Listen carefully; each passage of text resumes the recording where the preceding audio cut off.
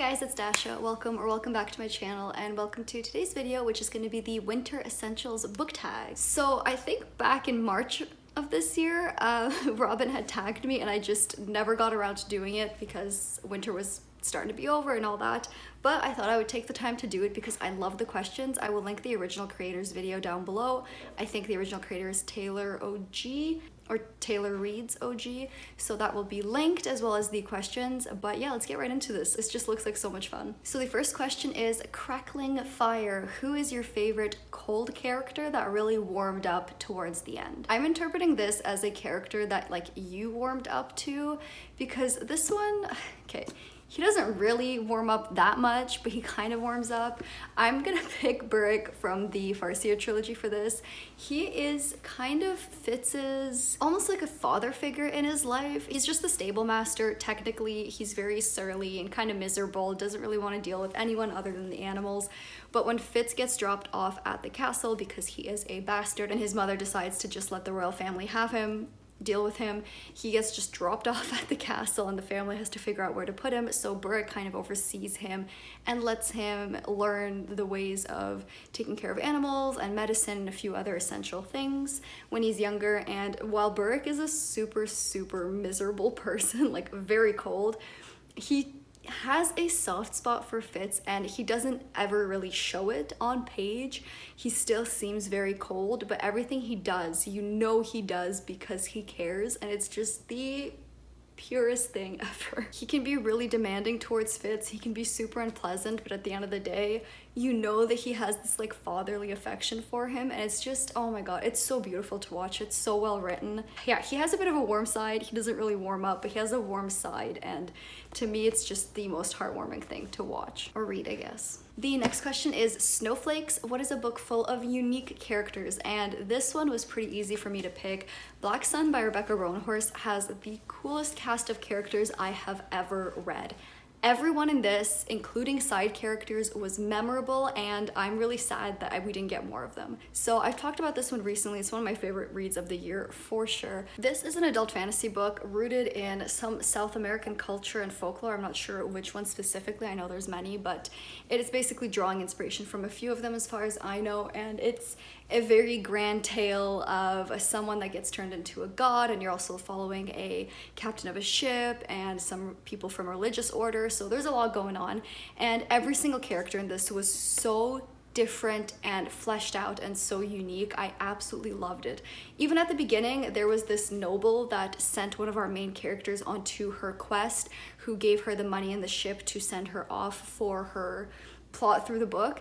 Even that noble was fascinating, and I wanted more of him, and I was just so intrigued because everyone in this book was so well thought out. But I'm hoping he's gonna come back. I feel like he will because he got mentioned later on. But like, anyways, there's a lot going on. Every single character in here is just phenomenal and very different from one another without falling into tropes or stereotypes of anyone. The next question is gingerbread family. What fictional family would you like to be a part of? And I was thinking about this, and even though I didn't love the book, the Call family in the Greenbone saga, first book is Jade City, the Call family is just so interesting to me. And kind of similarly, I realized that even the crime families in These Violent Delights, there's just something about crime families that does it for me. I think it's the fact that you know that these people actually will go to the ends of the earth for each other. They will cut down anyone in their path, and it's so fun to read about. You really feel the dedication in everyone's family. The Greenbone saga specifically, because you did focus in the book on several members of the same family, which made you see all of their interactions from different point of views, which really gave some depth to everyone.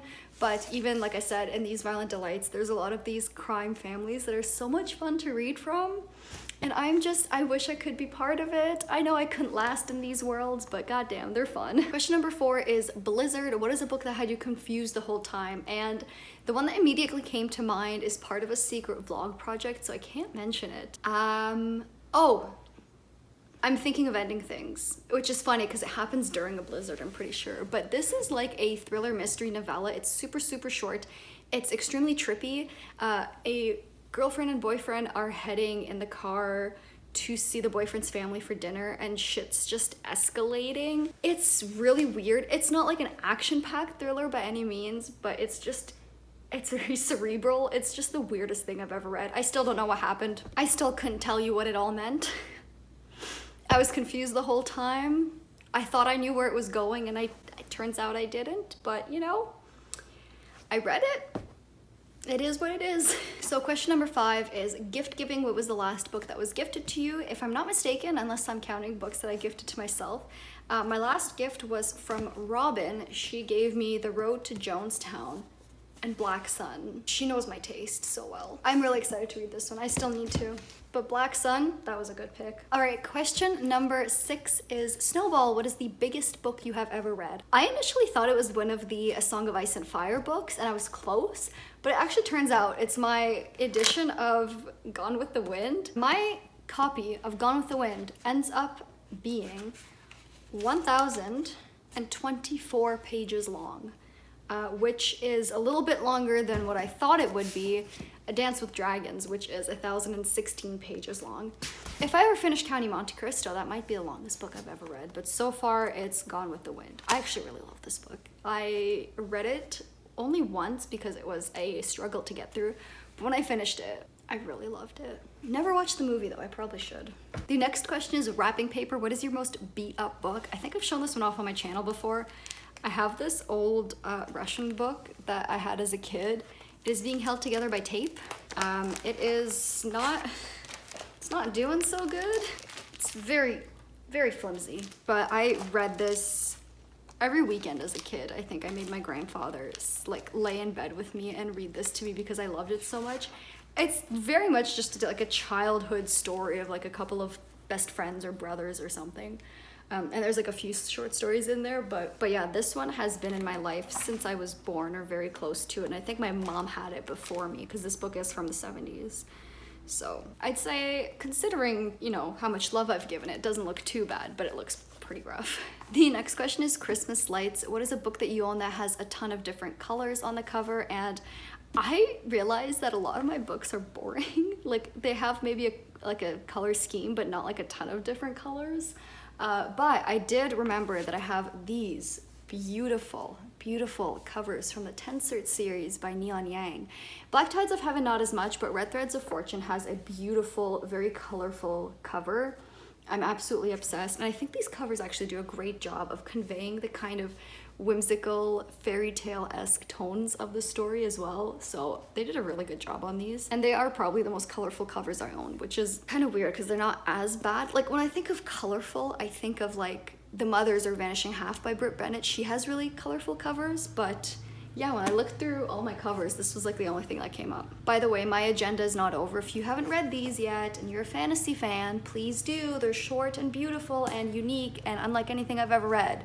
Do yourself a favor, pick these up. The next question is ice skating. What is a book that had a plot that was all over the place? And I'm sorry, you guys know I have been loving the series, but the Daevabad trilogy is very much all over the place. I'm thinking especially of the second book, The Kingdom of Copper. This is an adult fantasy set in like Cairo in the Middle East. It's inspired by like Jinn and Devas. We have a con artist who discovers that she's part Jinn and she's taken to the Jinn's magical city. And there's a lot of magic and it's just absolutely beautiful in terms of like the world and the characters. And there are a lot of things I like about it, but the plot in the second book just got way confused. Like the more I sit and think about it, the more I'm not sure I even picked up on everything because there was just so much going on and all of it felt like it was towards the end of the book as well. And it was just kind of all over the place. I still love it though. It just could have been a little bit more tightly plotted. It's still fantastic though. But when I think of a book that has a plot all over the place, unfortunately, yeah, Kingdom of Copper. So the next question is Christmas tree. Who is your favorite character of all time? Yes, you can only pick one. I say nay, you cannot tell me what to do. I cannot just pick one. And it's funny because I wouldn't call myself like a character-driven reader, but when I sat down to think about my answer for this, turns out I have a lot of characters I like. Cersei, my favorite book of all time, obviously.